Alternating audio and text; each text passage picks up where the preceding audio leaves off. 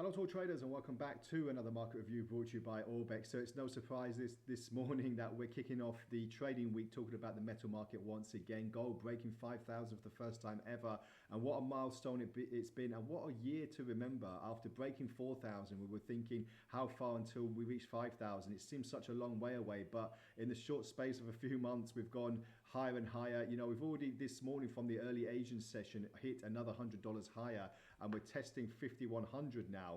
Which has actually just been slightly broken before a little bit of a false spike. This is on the hour chart, and we're just now hovering just below that particular area. So the next target, a lot of economists are saying, is 5,200. Naturally, we're waiting to see if that's going to come into fruition, but at the moment it's very, very bullish. And as I said, look what it means on the intraday chart as well, the 4-hour chart. Massive bullish candle from the early open, and you know, this is on the back of geopolitical risks and tensions. We've still got the Iran crisis ongoing. Russia and Ukraine doesn't look like it's coming to a conclusion anytime soon, even though there are peace talks happening at the moment. We've got Venezuela, we've also got the Greenland crisis as well. Well, it's not really a crisis at the moment. Apparently a deal has been done over its future, but you never know how that can change in a blink of an eye. So this is what traders are doing, are looking at basically, and obviously flocking to safe havens like gold, as they have been doing for the past year or so.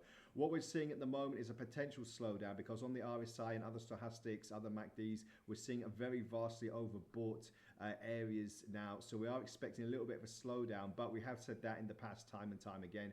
After this peak here, we had a slowdown on the RSI, but as you can see, it was a massive consolidation here, a very big divergence before another shift higher. Again, we had a break coming down here, but it wasn't really too much of a massive sell-off or correction before another move higher. So, you know, we are looking at all the signals we can get to, but it is just very, very manic at the moment. And on the daily chart, let's just see, because like I said, after breaking 4,000 and confirming it, this was in October.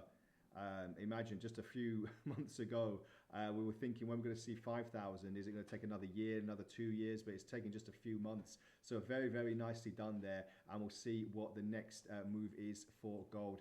Speaking of the metal market, we're looking on silver as well, because again, on the daily chart, I mean, just look at the momentous ascending picture here. We're seeing, obviously it's an industrial metal.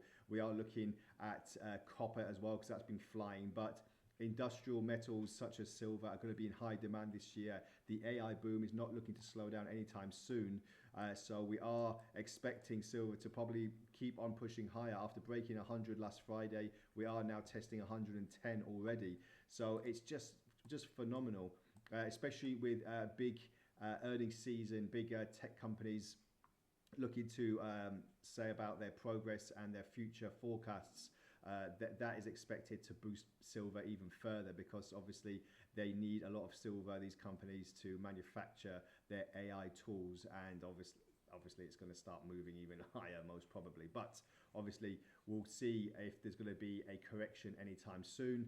And I keep saying obviously, because it has been very, very obvious in the last few trading months that we will be seeing these levels. It wasn't really a surprise that we'll get to 100 on silver, 5,000 on gold. It's not really a big surprise in these big psychological numbers as well. So let me know what you think. Are you trading any metals? Are you expecting any of these corrections to come into force in the next few days or next few trading weeks? And what is for earnings season, what is to be expected as we enter it in the first quarter of 2026? Well, thank you very much for joining me, and as always, we'll bring you all the latest in our fundamentals and technicals on our YouTube and Telegram channels. So we'll speak next time around. Bye for now.